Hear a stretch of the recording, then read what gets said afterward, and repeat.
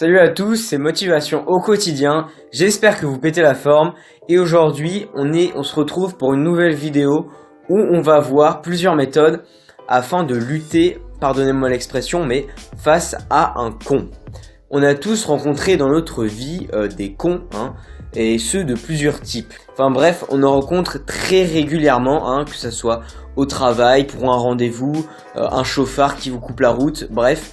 On a tous fait face au moins une fois dans notre vie à un con et on va voir aujourd'hui comment faire face à ce genre de personnes et bien répliquer pour ne pas envenimer la situation. Mais avant d'aller plus loin, je t'invite véritablement à t'abonner à la chaîne YouTube et à aimer la vidéo si ce n'est pas encore fait. Ça me fera super plaisir et ça permettra d'élargir ma chaîne YouTube afin d'aider encore plus de monde.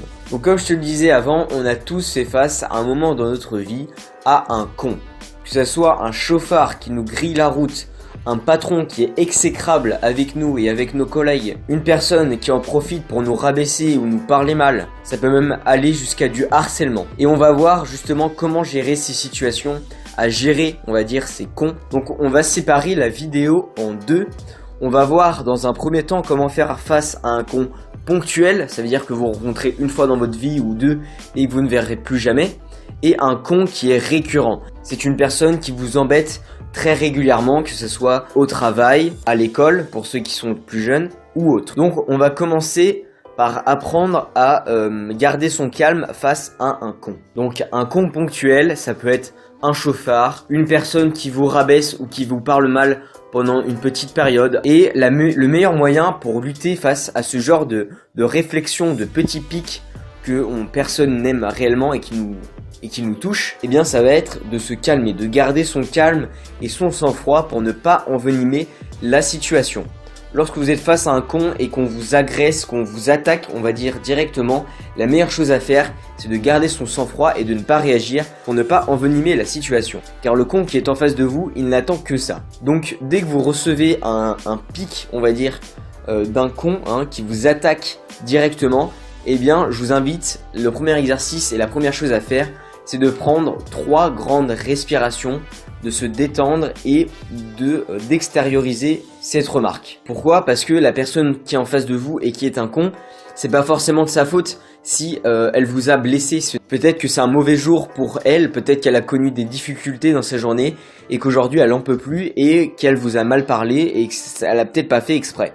Donc ça sert à rien tout de suite de monter dans les tours et de venir aller s'insulter ou s'embrouiller pour rien du tout et au final tout perdre. Donc dans ce genre de situation, quand vous avez un con ponctuel qui vous attaque, la meilleure chose à faire, c'est de prendre 3 grandes respirations, de se détendre et de ne pas réagir au pic qu'il vous a envoyé. Vous devez chercher à tout prix à désamorcer la situation et pour cela vous devez garder votre calme, garder votre sang-froid. Vous prenez 3 grandes respirations, vous y repensez, vous vous dites que c'est pas de sa faute, il est peut-être énervé aujourd'hui, c'est pas grave. Et puis de toute façon, dans 5 minutes, c'est fini, je le revois plus. Donc c'est véritablement le comportement que vous devez adopter face à un con qui est ponctuel. Ensuite, on va voir comment faire face à un con mais qui est récurrent. Alors là, c'est un problème qui est beaucoup plus sérieux car ça peut même aller jusqu'au harcèlement. Ça peut être un camarade qui vous insulte ou qui se moque de vous régulièrement, par exemple à l'école. Un patron qui vous harcèle, donc qui se moque sans cesse de vous, qui vous rabaisse devant les collègues. Ça peut même être un membre de votre famille. Bref, c'est quelqu'un que vous côtoyez souvent et vous savez que cette personne est assez méchante et c'est pas forcément dû à une mauvaise humeur, mais c'est récurrent et vous la voyez souvent. Donc pour gérer cette situation, c'est un petit peu plus compliqué parce que ça s'apparente presque à du harcèlement en fait. Et je vais vous donner 2 conseils pour y faire face. Le premier, ça va être d'en parler autour de vous. Pourquoi ? Parce que quand on est dans cette situation où on a un con qui nous rabaisse, donc ça peut être un camarade, un ami ou un patron, donc comme je disais, eh bien il va falloir en parler autour de vous, en parler à vos collègues, en parler à vos amis, en parler à votre famille. Vous devez impérativement en parler. Si ça se trouve, les autres à qui vous en parlez sont dans le même cas que vous, Peut-être que eux aussi ils trouvent que la personne qui est un con a un comportement abusif et que ça s'apparente même à du harcèlement. Il faut en parler autour de vous pour se rendre compte qu'on n'est pas tout seul dans le même bateau. Et une fois que vous en avez parlé autour de vous, mais déjà d'une part ça vous fera du bien car vous saurez que vous n'êtes pas le seul à vous faire entre guillemets harceler. En plus de cela, vous trouverez des alliés. Donc dans les moments où ça ira vraiment pas et où ce con vous aura vraiment blessé, vous pourrez trouver du réconfort avec vos collègues, vos amis avec qui vous en avez parlé, et vous allez pouvoir essayer de trouver une solution ensemble.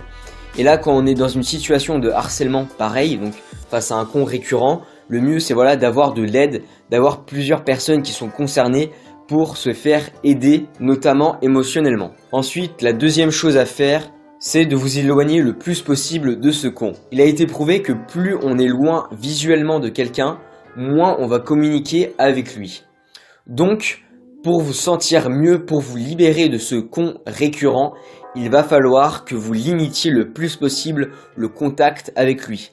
Donc si c'est un collègue, un patron, un professeur, bref, vous allez devoir limiter le plus possible le contact avec lui et vous en éloigner au maximum. Comme ça, vous le verrez beaucoup moins dans vos journées et vous vous sentirez beaucoup mieux car vous serez moins atteint par ces insultes, ces remarques qui vous blessent. Donc voilà comment faire face à un con qui est récurrent. Donc je récapitule. Il y a deux types de cons, on va dire. Ceux qui sont ponctuels, donc vous allez rencontrer de temps en temps et qui sont tout simplement de mauvaise humeur.